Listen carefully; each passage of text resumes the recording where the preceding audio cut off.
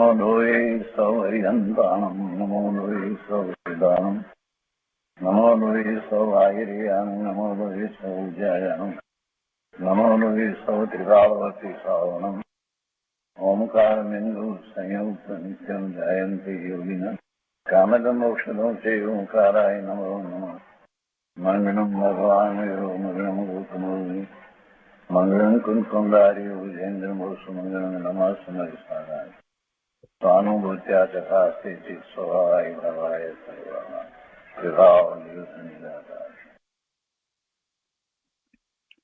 સ્વાનુભૂતિ દર્શન પ્રસમ મૂર્તિ પૂજ્ય બહેન શ્રી ચંપાબેનની સ્વાનુભૂતિ માર્ગ પ્રકાશક તત્વ ચર્ચા એટલે સ્વાનુભૂતિ દર્શન એનો સ્વાધ્યાય આપણે કરી રહ્યા છીએ. એમાં પ્રશ્ન 463 સુધી સ્વાધ્યાય કર્યો છે. હવે આજે આગળ લઈએ છીએ પારા નંબર 253. 463માં પ્રશ્નના સમાધાન પછી પ્રશ્ન છે, પૂર્વના પુણ્યોદયે મનુષ્ય ભાવ મળ્યો, જૈન ધર્મ મળ્યો, ગુરુદેવના અને આપના ભેટા થયા. હવે અમારા પુરુષાર્થને વેગ મળે એવો મંત્ર આપો કે જેથી કરીને અમે પાર ઉતરી જઈએ. શું કહે છે કે પૂર્વના પુણ્યોદયે મનુષ્ય ભાવ મળ્યો, વળી જૈન ધર્મ મળ્યો અને ગુરુદેવના અને પૂજ્ય બેનશ્રીના ભેટા થયા. એટલે કે છે કે હવે અમારા પુરુષાર્થને વેગ મળે એવો મંત્ર આપો કે જેથી કરીને અમે પાર ઉતરી જઈએ. પૂજ્ય બેનશ્રી સમાધાનમાં કહે છે કે મંત્ર તો ગુરુદેવે આપ્યો છે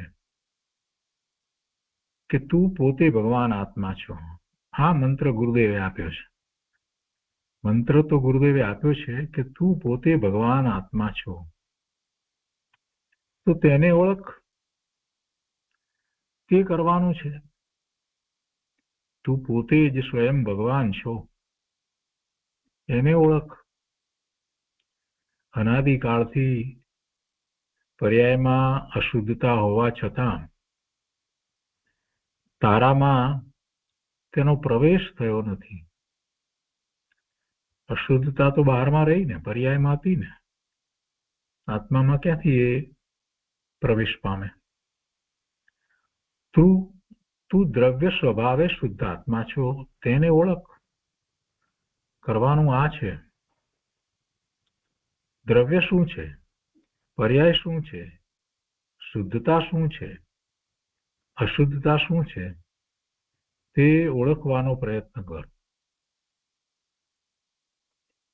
પણ તે અંદર પુરુષાર્થ કરે તો થાય.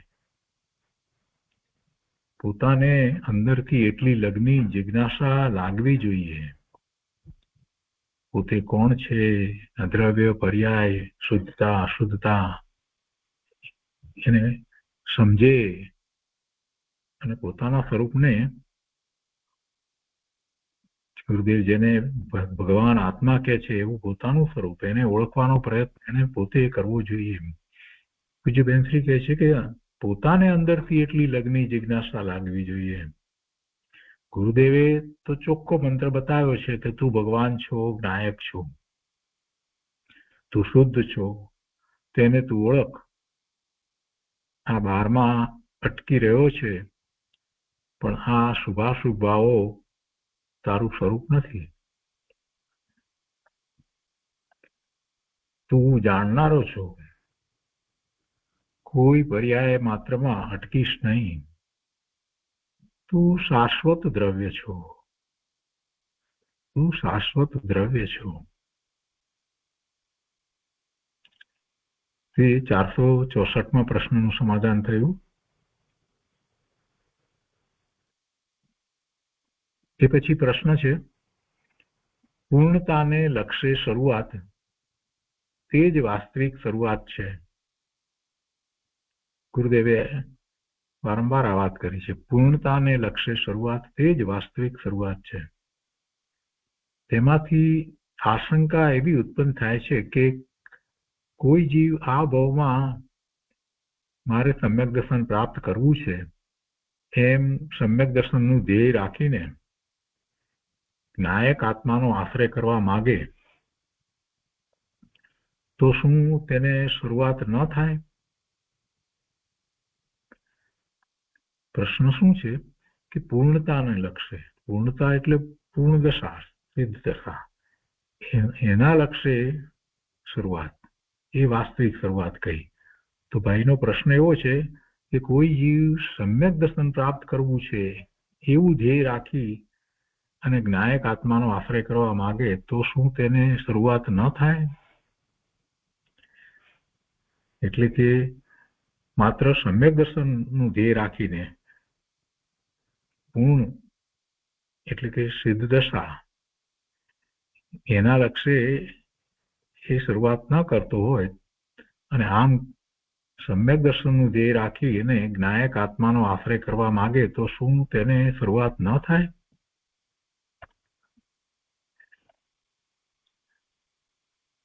આ પ્રશ્ન કર્યો ને, પણ ખરેખર તો શાંત ચિત્તથી વિચારે તો એને ખ્યાલ આવે કે આમાં વિવક્ષા ભેદ છે. સમ્યક દર્શનનો કોઈ પણ વ્યક્તિ પુરુષાર્થ કરે છે તો પોતાના સિદ્ધ સ્વરૂપ સમાન સ્વરૂપના નિર્ણય વિના એ ક્યાંથી એની શરૂઆત કરવાનો છે?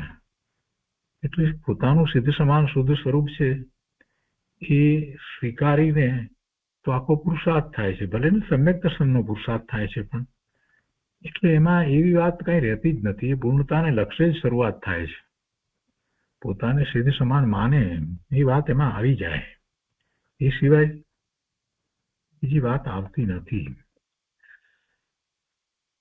પૂજ્ય બેનશ્રીએ સમાધાન આપ્યું છે કે સમ્યક દર્શન પ્રાપ્ત કરવું છે તે લક્ષ્ય રાખે, તે ભાવના કરે તે બરાબર છે.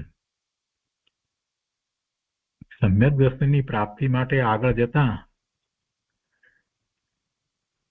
સમ્યક દર્શન કોનો આશ્રય લે છે તે જ્યાં તેને ખ્યાલ આવે છે ત્યાં સાથે પૂર્ણતા અને અંશનું સ્વરૂપ બધું જ્ઞાનમાં આવ્યા વગર રહેતું નથી. વસ્તુ પૂર્ણ છે, એનો અંશ પ્રગટ થાય છે સમ્યક દર્શનમાં. અનાદિકાળથી સમ્યક દર્શન પ્રગટ થયું નથી, પણ જેને સમ્યક દર્શન પ્રાપ્ત થાય તેને પૂર્ણ ધ્યેય આવ્યા વગર રહેવાનું નથી. તેની પ્રાપ્તિમાં તે ધ્યેય આવવાનું જ છે. ભાવના ભલે સમ્યક દર્શનની કરતો હોય, પણ તે સમ્યક દર્શનની પર્યાય જે પ્રગટ થાય છે તેમાં પૂર્ણતાનું ધ્યેય અને પૂર્ણતાનો આશ્રય સાથે આવે છે. ક્યારેય એવું બનતું નથી, કોઈને એવું બન્યું નથી, કોઈને એવું બની શકે નહીં કે બસ અમારે સમ્યક દર્શન જોઈએ છે, અમારે સિદ્ધ નથી થવું, એવી કોઈ વાત હોતી નથી. એટલે એવું જે કહેતા હોય તો એને સમ્યક દર્શનનું સાચું સ્વરૂપ શું છે એનો ખ્યાલ જ નથી. જેના આશ્રય સમ્યક દર્શન પ્રગટ થાય છે એ તો વસ્તુ શુદ્ધ છે, ત્રિકાળ શુદ્ધ છે. એ શુદ્ધ વસ્તુ ના આશ્રય સમ્યક દર્શન થાય છે એટલે એ શરૂઆત થઈ. શુદ્ધતા શુદ્ધ પર્યાય થવા માટેની શરૂઆત થઈ. પછી વધારે ને વધારે શુદ્ધ શુદ્ધ શુદ્ધ શુદ્ધ પર્યાય થતા છેવટે પરમ શુદ્ધ પર્યાય એટલે કે સિદ્ધની પર્યાય થાય છે. એટલે આ પ્રશ્નમાં જરાક વિવક્ષા ભેદ છે, એને સમજવામાં એની ભૂલ થઈ છે. જે કહેવાયું છે પૂર્ણતાને લક્ષ્ય શરૂઆત એટલે એનો આશ્રય એમાં એ આવી જાય છે કે પોતાનું પૂર્ણ શુદ્ધ સ્વરૂપ છે એવો સ્વીકાર કરીને જ સમ્યક દર્શન પ્રગટ થાય. એ સિવાય સમ્યક દર્શન પ્રગટ ન થાય. એટલે એ વસ્તુને સમજ્યા નથી ભાઈ. એમને જુદી રીતે લીધું કે આપણે પૂર્ણતાનો હમણાં વિચાર ન કરો, હમણાં આપણે સમ્યક દર્શનનો વિચાર કરો. પણ એમ નથી હોતું, એમ નથી થતું.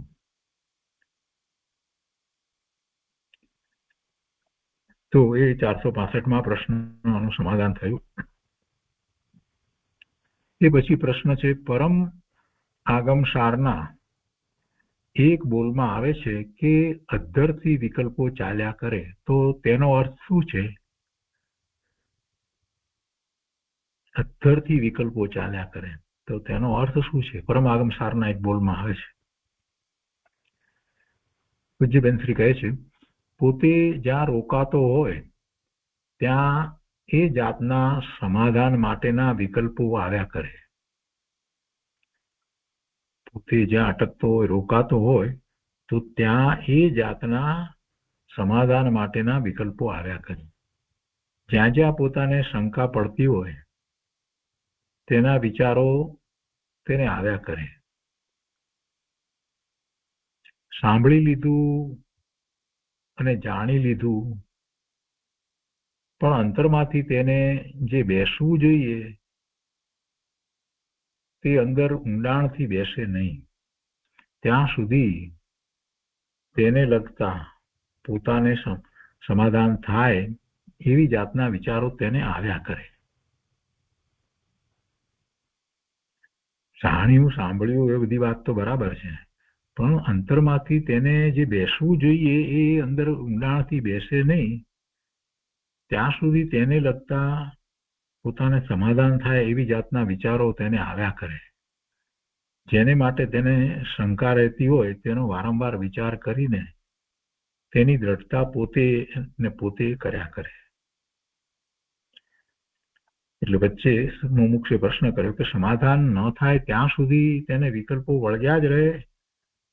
એટલે વિકલ્પો વળગ્યા રહે એટલે એને એનો વિચાર આવે ને.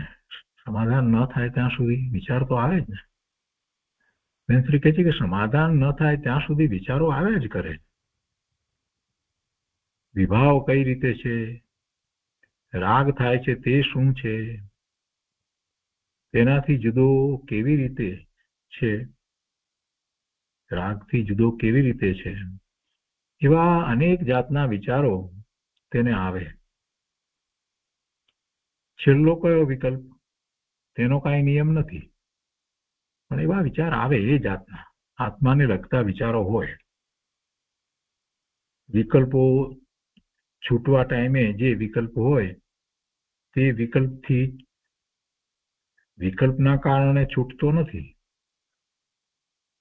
પોતાની પરિણતિથી છૂટે છે.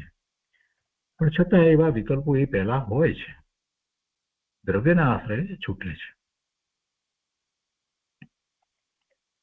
એ 466માં પ્રશ્નનું સમાધાન થયું. એ પછીથી પ્રશ્ન છે, ગુરુદેવ શ્રીના વચનામૃતમાં આવે છે કે પર્યાય દ્રષ્ટિ એ સંસાર છે અને દ્રવ્ય દ્રષ્ટિ એ મોક્ષ અને વિતરાગતા છે. પર્યાય દ્રષ્ટિ એ સંસાર છે અને દ્રવ્ય દ્રષ્ટિ એ મોક્ષ અને વિતરાગતા છે, એમ પૂજ્ય ગુરુદેવના વચનામૃતમાં આવે છે. તો શું પર્યાય દ્રષ્ટિમાં આવી સજા? શું ચીભડાના ચોરને ફાંસીની સજા? પર્યાય દ્રષ્ટિ કરે એમાં એને આવી વાત, સંસાર એમ કહી દીધું, બહુ મોટી સજા. કે ચીભડાનો ચોર હોય એને કઈ ફાંસીની સજા તો ન જ હોય ને. એમ પર્યાય દ્રષ્ટિ કરી તો શું થઈ ગયું? એમ પૂજ્ય બેનશ્રી એનું સમાધાન આપે છે કે એવું નથી. ચીભડાના ચોરને ફાંસીની સજા એવી વાત નથી. પર્યાય દ્રષ્ટિ તે સંસાર છે, કેમ કે પર્યાય દ્રષ્ટિ છે તો એમાં શુભ કે શુભ ભાવ છે, વિભાવ છે. તો બંધ પડે એટલે સંસાર જ વધવાનો છે. પર્યાય દ્રષ્ટિ તે સંસાર છે, તેમાં ચીભડાના ચોરને ફાંસીની સજા જેવું નથી. અનાદિકાળથી પર્યાય ઉપર જ દ્રષ્ટિ રાખી છે. અનાદિકાળથી બધા જીવો શું કરી રહ્યા છે? પર્યાય ઉપર દ્રષ્ટિ રાખે છે. વર્તમાન પર્યાય એ પોતાનું સ્વરૂપ માને છે અને આકુળતા અને વ્યાકુળતા જે બધી છે એમાં જીવી રહ્યા છે. વળી બહારમાં કાંઈક એવા પરિણામોને ફેરવવાના પ્રયત્નો કરે છે, બાહ્ય પરિણામોને, સંયોગોને, પ્રસંગોને. એ કઈ એનું સ્વરૂપ નથી, એ ફેરવી શકતો નથી. એટલે છેવટે આખી વાત તો એ પર્યાયની જ રહી ને. પર્યાય ઉપર જ દ્રષ્ટિ છે, દ્રવ્ય ઉપર તો દ્રષ્ટિ છે નહીં. પર્યાય એક પછી એક ક્ષણે ક્ષણે પલટાય છે, એના ઉપર જ દ્રષ્ટિ રાખી છે, એને પોતાની ઈચ્છા મુજબ ફેરવવા માંગે છે, આવું બધું એની દ્રષ્ટિમાં છે. અને એમાં એ રોકાઈ રહ્યો છે. એટલે જે શાશ્વત દ્રવ્ય છે તે દ્રવ્યને ઓળખતો નથી, ઓળખવાનો પ્રયત્ન કરતો નથી. જે શાશ્વત દ્રવ્ય છે તે દ્રવ્યને ઓળખતો નથી, ઓળખવાનો પ્રયત્ન પણ કરતો નથી. આમ જ અનંતકાળથી ચાલ્યું આવે છે. દ્રવ્ય ઉપર દ્રષ્ટિ નથી, પર્યાય ઉપર દ્રષ્ટિ છે, એટલે સંસાર છે. તો તે ચીબડાના ચોર જેવો નથી. ચીબડાનો ચોર તો નાનો ચોર કહેવાય, ચીબડાના ચોર જેવો નથી, પણ સમજ્યા વગરની મોટી ભ્રાંતિમાં પડેલો છે. તે મોટો દોષ છે. જે કરી નથી શકતો એને કરવું છે, પર્યાય દ્રષ્ટિમાં એમ જ છે. અને જે કરી શકે છે, આત્માનું લક્ષ્ય કરી શકે છે, એ કરતો નથી. એટલે મોટો દોષ છે, નાનો દોષ નથી. આખા દ્રવ્યને ભૂલી ગયો છે. આખું દ્રવ્ય ત્રિકાળ વસ્તુ શુદ્ધ, સિદ્ધ, સમાન, પૂર્ણ, પવિત્ર, એને ભૂલી ગયો છે. અર્થાત પોતાનું મૂળ સ્વરૂપ, મૂળ રાજા છે, તેને ભૂલી ગયો છે. અને બહાર ઉપર પર્યાય છે તેને ગ્રહણ કરી છે. તે મોટો દોષ છે. પોતાનો મહિમાવંત જે સ્વભાવ છે તેને છોડીને, તેને ભૂલીને પર્યાય તરફ બહાર ભમે છે, તે મોટો દોષ છે. એ 467માં પ્રશ્નનું સમાધાન થયું. એ પછી પ્રશ્ન છે, વચનામૃતના એક બોલમાં આપ ફરમાવો છો કે મંદ પુરુષાર્થ કરે તો વાર લાગે, તીવ્ર પુરુષાર્થ કરે તો જલ્દી કાર્ય થાય. તો મંદ પુરુષાર્થ કોને કહેવાય તથા તીવ્ર પુરુષાર્થ કોને કહેવાય, તે સમજાવવા કૃપા કરશોજી. મંદ પુરુષાર્થ કોને કહેવાય અને તીવ્ર પુરુષાર્થ કોને કહેવાય? સમાધાનમાં પૂજ્યબેન શ્રી કહે છે કે પુરુષાર્થ કરતા કરતા જ્ઞાયકને યાદ કરે, પાછું તે ઢીલું પડી જાય અને મંદ થઈ જાય. ફરી જ્ઞાયકને યાદ કરે, વળી તેને ભૂલી જાય. આ બધો મંદ પુરુષાર્થ છે. વારે વારે ભૂલી જાય છે ને, આત્માને વારે વારે જીવ ભૂલી જાય છે. દ્રષ્ટિ છે, આત્મા તરફ પુરુષાર્થ પણ કરે છે અને ફરી પાછો કંઈક બીજે અટકે છે. એટલે આ બધો મંદ પુરુષાર્થ છે. બહારમાં એકત્વ બુદ્ધિ થઈ જાય છે, પાછો ફરી વિચાર કરી ને ભેદ જ્ઞાન કરે. આમ વારંવાર પુરુષાર્થ મંદ થાય ને તીવ્ર થાય એવું ચાલ્યા કરે. પણ હું તો જુદો તે જુદો જ છું, હું તો બધાથી જુદો ભિન્ન છું, એમ વારંવાર ઉગ્રપણે પ્રયાસ કરે. દરેક વખતે એ જ વાત હોય કે હું તો બધાથી જુદો ભિન્ન છું, એવો ભેદ જ્ઞાન. અને પોતે કોણ છે, જ્ઞાન સ્વરૂપ છે, જ્ઞાયક છે, બધાથી જુદો છે, એવો અભ્યાસ વારંવાર અને ઉગ્રપણે પ્રયાસ કરે. તથા એકત્વ બુદ્ધિ તોડવાનો ઉગ્રતાથી પ્રયત્ન કરે. પર સાથે, વિકલ્પો સાથે, વિભાવ સાથે એકત્વ છે ને, એ બધાને તોડવાનો પ્રયત્ન કરે. અને ધારાવાહી પુરુષાર્થ ચાલે. ધારાવાહી એટલે એક સરખો પુરુષાર્થ ચાલ્યા કરે, તો તે ઉગ્ર પુરુષાર્થ છે. તો આવો પુરુષાર્થ કરે તો ઉગ્ર પુરુષાર્થ કહેવાય. હું જ્ઞાયક તે જ્ઞાયક જ છું, કરતા નથી, પરનો કરતા નથી. હું જ્ઞાયક છું એટલે એને જાણનારો જ છું, પરદ્રવ્ય સાથે મારે કાંઈ સંબંધ નથી. વિભાવ રૂપ જે વિકલ્પ આવે તેનાથી મારો સ્વભાવ જુદો છે. વિકલ્પો છે એની સાથે રહેલો વિભાવ, શુભ અથવા અશુભ ભાવ, એ કઈ મારો સ્વભાવ નથી. મારો સ્વભાવ તો મારા સ્વરૂપને અનુસરીને એ બધાથી જુદો છે. હું તો નિર્વિકલ્પ સ્વરૂપ છું. મારી પરિણતિમાં રાગ આદિ થાય છે, પણ હું તેનાથી જુદો છું. રાગ આદિ મારું સ્વરૂપ નથી. મારું સ્વરૂપ એનાથી જુદું છે. એમ દ્રવ્ય ઉપર જોરદાર દ્રષ્ટિ કરીને જે તીવ્રતાથી ઉગ્રતાથી ઉપડે છે, જેનો ઉપાડ ઉગ્રતાપૂર્વક છે, તેને કાર્ય જલ્દી થયા વગર રહે નહીં. એટલે એને જલ્દી કાર્ય થાય જ. પણ વચ્ચે વચ્ચે પુરુષાર્થ મંદ પડે છે, તેથી વાર લાગે છે.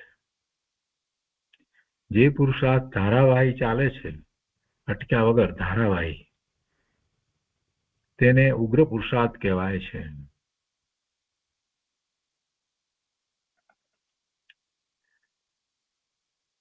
એ 468માં પ્રશ્નનું સમાધાન થયું. એ પછીનો પ્રશ્ન છે, પુરુષાર્થ શરૂઆતમાં ઉગ્ર થઈને પછી મંદ થઈ જાય છે, તો તેમાં એક સરખું ટકી રહે તે માટે શું કરવું? ઉગ્ર મંદ થાય છે ને, તો કહે છે કે એમાં એક સરખું ટકી રહેવા માટે કરવું શું? એમ પ્રશ્ન કર્યો. મંત્રી કહે છે, શરૂઆતમાં બહુ ભાવના આવી જાય તેથી, અથવા કોઈ વૈરાગ્યના પ્રસંગથી અંદર ભાવના આવી જતા ઉગ્ર પુરુષાર્થ થઈ જાય છે. એવો વૈરાગ્ય આવી જાય, એવો કંઈક પ્રસંગ બની ગયો હોય, કોઈ સ્વજન નું અવસાન થયું હોય કે કાંઈક એવું થયું હોય, અને એ વખતે જ કોઈ એવા મહાત્મા મળ્યા હોય અને એમની વાણીનો સંયોગ થયો હોય, આ બધું થયું હોય તો ઉગ્ર પુરુષાર્થ એ વખતે થઈ જાય છે. આ તો કંઈક નવું જ છે. ગુરુદેવે ઉપદેશ આપ્યો તેમાં કંઈક નવી જ વાત કરી. ગુરુદેવે જુદો જ માર્ગ બતાવ્યો. આમ તેને આશ્ચર્ય લાગતા કે વૈરાગ્ય થતા પુરુષાર્થમાં ઉગ્રતા આવી જાય છે. એવું સાંભળે, ગુરુદેવ પાસેથી સાંભળે કે એવા મહાત્મા પાસેથી સાંભળે તો એનો પુરુષાર્થ ઉગ્ર થઈ જાય છે. પણ થોડા વખત પછી પાછો પુરુષાર્થ ઢીલો પડી જાય છે.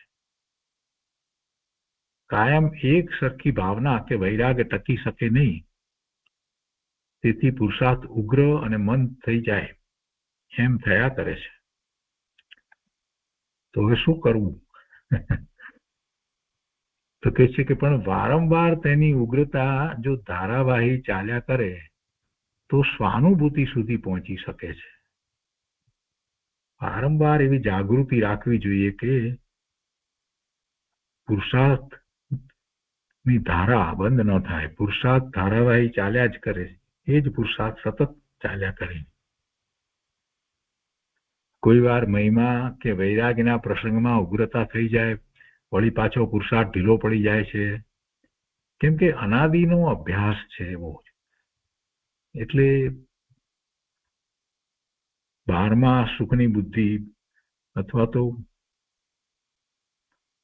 પર મારું હિત કરે કે અહિત કરે એવી બુદ્ધિ, આ બધું અનાદિનું ચાલ્યું આવે છે ને, એટલે એ તરફ વળી જતા એનો પુરુષાર્થ મંદ પડી જાય છે. એથી મંદતા તરફ ઢળી જાય છે. પણ વારંવાર તેની પાછળ પડે તો એક સરખું ટકી રહેવાનો પ્રસંગ બને.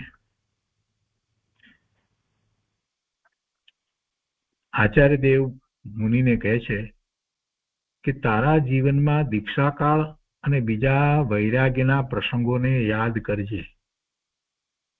આચાર્ય ભગવાન મુનિ શિષ્યને કહે છે કે તારા જીવનમાં દીક્ષાકાળ અને બીજા વૈરાગ્યના પ્રસંગોને યાદ કરજે. કેમ કે દીક્ષા લે છે તે વખતે એને ખૂબ ખૂબ વૈરાગ્ય ભાવ એવો આવ્યો છે, એટલે દીક્ષા લે છે.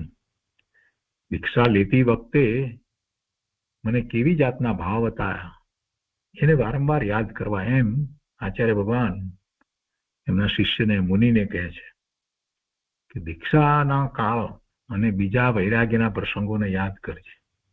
ભિક્ષા લેતી વખતે મને કેવી જાતના ભાવ હતા તેને, તથા ત્યાગ લીધો, મુનિપણું લીધું, ભાવલિંગી શ્રમણ થયો, તો તે જીવનના સારા પ્રસંગને તું યાદ કરજે. એને યાદ કરીશ તો પુરુષાર્થ ઉગ્ર રહે. આવી વાત આચાર્ય ભગવાન મુનિને કહે છે. એટલે એ ઉપરથી અહીંયા બેનશ્રી આપણને સમજાવે છે. તેવી જ રીતે આપણે પણ એવી વાતને યાદ કરવી જોઈએ. અહીંયા કહે છે કે તેમજ તારી સાધનાને યાદ કરજે. એ આપણને પણ લાગુ પડે છે.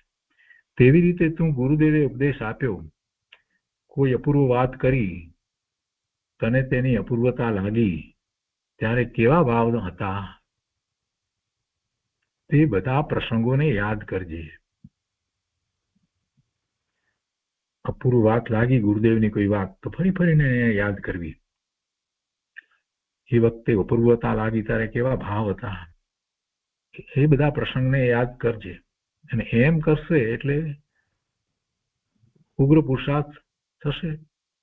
તારા પુરુષાર્થની ઉગ્રતા કરવા માટે તે બધું યાદ કરજે. એ 469માં પ્રશ્નનું સમાધાન થયું. એ પછી પ્રશ્ન છે, જાણનાર છું એમ અસ્તિત્વ ખ્યાલમાં આવે છે, પણ પરિપૂર્ણ અસ્તિત્વ ખ્યાલમાં કેમ નથી આવતું? પોતાનું અસ્તિત્વ એની વાત કરવામાં આવે છે ને, કે પોતાનું અસ્તિત્વ કેવું છે. પોતે જ્ઞાયક છે, જાણનાર છે, જ્ઞાન સ્વરૂપ છે. તો જાણનાર છું એમ અસ્તિત્વ ખ્યાલમાં આવે છે, પણ પરિપૂર્ણ અસ્તિત્વ ખ્યાલમાં કેમ નથી આવતું? પૂજ્ય બેનશ્રીએ સમાધાન આપ્યું છે, જે અસ્તિત્વ હોય તે પૂરું હોય કે અધૂરું હોય? અસ્તિત્વ અધૂરું તો હોય નહીં. અસ્તિત્વ તો પૂરેપૂરું હોય. હોવા પણ જે અસ્તિત્વ હોય તે પૂરું હોય કે અધૂરું હોય? જે દ્રવ્ય હોય તે ખામી વાળું હોય તો તે દ્રવ્ય કેમ કહેવાય? દ્રવ્ય દ્રવ્ય જ છે. દ્રવ્યમાં ક્યારેય કોઈ ફેર પડે નહીં. એવું ને એવું જ રહે. પછી અસ્તિત્વ પૂરેપૂરું હોય, અધૂરું હોય નહીં. દ્રવ્ય ખામી વાળું હોય નહીં. જે સ્વતઃ સિદ્ધ વસ્તુ છે તે ખામી વાળી હોય નહીં. પર્યાયમાં જે દેખાય છે એનાથી જુદી વાત છે. વસ્તુમાં ક્યાંય ખામી નથી. વસ્તુમાં ક્યાંય અધુરાશ નથી. વસ્તુમાં ક્યાંય મલિનતા નથી. અને એવી વસ્તુ, એનું અસ્તિત્વ ત્રિકાળ છે. કેવું છે? શુદ્ધ, પરિપૂર્ણ. તો અસ્તિત્વ પરિપૂર્ણ છે એવો નિર્ણય થાય તો પછી આગળ વધાય. બાકી એમ કહી દે કે મને અસ્તિત્વ ખ્યાલમાં આવે છે, તો ખરેખર અસ્તિત્વ ખ્યાલમાં આવ્યું જ નથી. કે છે ને, જાણનાર છું એમ અસ્તિત્વ ખ્યાલમાં આવે છે, પણ પરિપૂર્ણ અસ્તિત્વ ખ્યાલમાં કેમ નથી આવતું? ભાઈ, જાણનાર છું એ તો વિકલ્પ છે. હજી અસ્તિત્વનો જેવો જોઈએ એવો નિર્ણય નથી થયો. અસ્તિત્વ પરિપૂર્ણ છે. અસ્તિત્વ પરિપૂર્ણ ન હોય અને અધૂરું હોય તો તે અસ્તિત્વ જ નથી. એવું અસ્તિત્વ હોય ક્યાંથી? એટલે અસ્તિત્વ તો હંમેશા પૂરું જ હોય. એટલે જો તને અસ્તિત્વનો ખ્યાલ આવ્યો હોય તો પૂરો જ ખ્યાલ હોય. એવું ન હોય કે અસ્તિત્વ ખ્યાલમાં આવે છે પણ પરિપૂર્ણ અસ્તિત્વ ખ્યાલમાં નથી આવતું. એવું ન હોય. તો એ 470માં પ્રશ્નનું સમાધાન થયું. એ પછી પ્રશ્ન છે, આત્માને જ્ઞાન લક્ષણથી ઓળખવો આત્માને જ્ઞાન લક્ષણથી ઓળખવો તે બરાબર છે, પણ બહારથી જે જણાય છે તેનાથી આત્મા ઓળખી શકાતો નથી. તો અમારે શું કરવું? એટલી તો એને સમજ છે કે આત્મા જ્ઞાન લક્ષણથી ઓળખાય, અને એ વાત તો એને સ્વીકાર છે. એનો સ્વીકાર તો કર્યો એને કે આત્મા જ્ઞાન લક્ષણથી ઓળખાય અને એ રીતે ઓળખવો, એ વાત તો બરાબર છે. પણ હવે ખબર નથી કેવી રીતે આગળ વધવું. એટલે કહે છે કે પણ બહારથી જે જણાય છે તેનાથી આત્મા ઓળખી શકાતો નથી, તો અમારે શું કરવું? કે અમારી દ્રષ્ટિ તો બહારમાં છે, દ્રષ્ટિને અંતર તરફ વાળવી, બીજું તો કોઈ રસ્તો નથી. સમાધાનમાં પૂજ્ય બેનશ્રી કહે છે કે જ્ઞાન લક્ષણથી લક્ષિત હું જ છું. જ્ઞાન લક્ષણથી ઓળખવું એ બરાબર કહ્યું, તો પછી જ્ઞાન લક્ષણથી જે ખ્યાલમાં આવે છે તે હું જ છું. જેને એ હું કહે છે, આ હું એ જ્ઞાન કરી રહ્યો છે, અને એ જ્ઞાન લક્ષણથી જે ખ્યાલમાં આવે છે, લક્ષિત થાય છે, તે હું જ છું. આ દેખાય જણાય માટે હું છું એમ નહીં, તે તો બધા બાહ્ય લક્ષણ છે. હું સ્વયં પોતે જ્ઞાન લક્ષણથી લક્ષિત છું એમ પોતે પોતાનું અસ્તિત્વ ઓળખે તો થાય. કરવાનું પોતાને છે. ઊંડી રુચિ લગ્ની લગાડીને અંદરથી આત્માને ઓળખે તો થાય. નિર્ણય હોવો જોઈએ કે ઇન્દ્રિય જ્ઞાનનો વિષય આત્મા નથી. આત્મા જ્ઞાન સ્વભાવી છે, તો જ્ઞાન દ્વારા જ એ ઓળખાય, બીજી રીત નથી.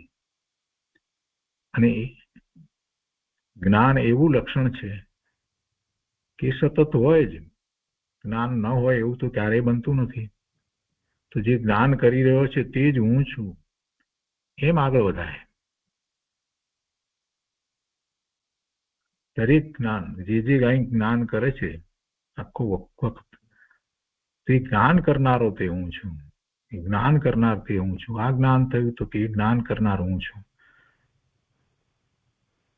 વ્યવહારના બધા જ્ઞાનો જે થાય છે, બધા જ્ઞેયો જણાય છે બધું કંઈ, તો એમાં પણ એ બધું કોણે જાણ્યું? એ બધા જ્ઞેયો ને કોણે જાણ્યા? એ જાણનારો તે હું છું. એટલે દરેક વખતે એ જાણનાર હું છું, જ્ઞાયક હું છું, જ્ઞાયક હું છું એમ એની દ્રઢતા કરવાની છે. એ કરવાનું પોતાને છે. ઊંડી રુચિ લગ્ની લગાડીને અંદરથી આત્માને ઓળખે તો થાય. દેવ શાસ્ત્ર ગુરુની મહિમા રુચિ તો છે, પરંતુ અંદરથી વધારે પુરુષાર્થ કરવો તે પોતાના હાથની વાત છે. પોતે કરવા ધારે તો કરી શકે છે. અસ્થિ અને નાસ્તિપૂર્વક બંને વાતને સાથે રાખે તો ભેદ જ્ઞાન પણ થાય. હું જ્ઞાન સ્વભાવી ભગવાન આત્મા, આ જે જાણનાર છે, દરેક વસ્તુ જે જણાય છે આખા વખત એ જ વખતે કે જાણનાર તે હું છું, અને એ સિવાય બીજું બધું જે છે તે મારાથી જુદું છે. એ હું નથી, એ મારું સ્વરૂપ નથી, એ નાસ્તિ. અને જે જાણનાર જે છે તે હું છું એ અસ્થિપૂર્વક. એમ બંને રીતે વારંવાર પ્રયત્ન કરે તો ખૂબ દ્રઢતા થાય, નાયક સ્વભાવની દ્રઢતા થાય, અને પછીનો આખો પુરુષાર્થ જે છે એ નિર્વિકલ્પ ધ્યાનમાં થાય. તો એ 471માં પ્રશ્નનું સમાધાન થયું. એના પછી પ્રશ્ન છે, આકુળતા મંદ પડી જાય એટલે શાંતિ લાગે છે. આકુળતા મંદ પડી જાય એટલે શાંતિ લાગે છે. શુભ અશુભનો પલટો થયા જ કરે છે, તો આગળ વધવા શું કરવું? એટલો ખ્યાલ આવ્યો છે પ્રશ્ન કરનારને કે આકુળતા મંદ પડી જાય છે એટલે એ વખતે શુભ ભાવ હોય છે, શાંતિ લાગે છે, પણ વળી પાછી આકુળતા થાય છે એટલે અશુભ ભાવ પણ હોય છે. તો એ શુભ અશુભનો પલટો કરે છે. એ શુભ અશુભનો પલટો થયા જ કરે છે. તો હવે આગળ વધવા શું કરવું? સમાધાનમાં પૂજ્ય બેનશ્રી કહે છે કે અનાદિથી જીવને અભ્યાસ છે એટલે શુભ ને અશુભ ચાલ્યા કરે છે. અશુભ સહેજે છૂટી જાય અને શુભમાં પલટો ખાય તે પુણ્ય બનશે. પણ હજી ત્રીજી ભૂમિકા રહી જાય છે. અશુભ, શુભ અને ત્યાં બે સિવાય ત્રીજી ભૂમિકા જે છે શુદ્ધ, એ તો બાકી રહી ગઈ. અશુભમાંથી શુભમાં આવ્યો એટલે મંદ કસાય છે, આકુળતા મંદ પડી ગઈ છે, શાંતિ લાગે છે, તો ત્યાં સંતોષાઈ જવાનું નથી. પણ હજી ત્રીજી ભૂમિકા પોતે શુદ્ધ છે એવી ભૂમિકા એ રહી જાય છે, બાકી છે, એમાં જવાનું છે. એટલે શુભને પણ છોડીને શુદ્ધમાં જવાનું છે. જે શુદ્ધ ઉપયોગની ભૂમિકા છે એ ત્રીજી ભૂમિકા છે.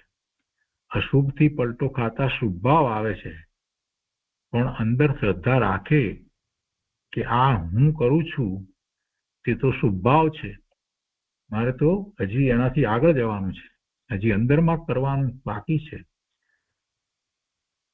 શુભ અશુભ બંને વિકલ્પથી રહિત,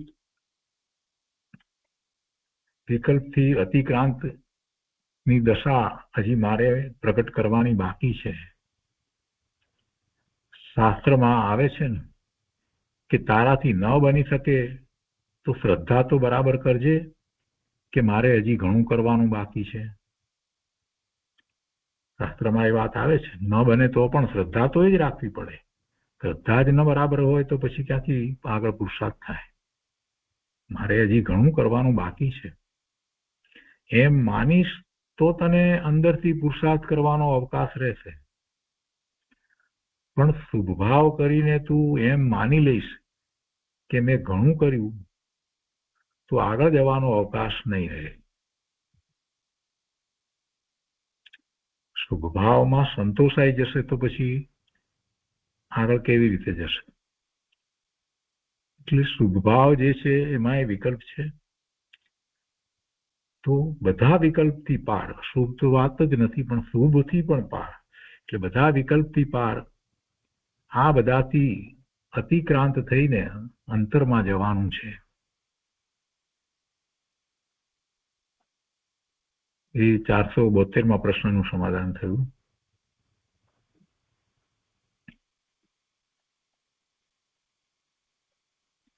તો આજનો સ્વાધ્યાય આપણે અહીંયા સુધી રાખીએ છીએ. એના પછીનો પ્રશ્ન છે એનો વિસ્તાર પૂજ્ય બેનશ્રીએ ઘણો કર્યો છે અને એ બધું આપણે આવતા સ્વાધ્યાયમાં લઈશું. આજે 472માં પ્રશ્ન સુધી આજનો સ્વાધ્યાય રાખીએ છીએ.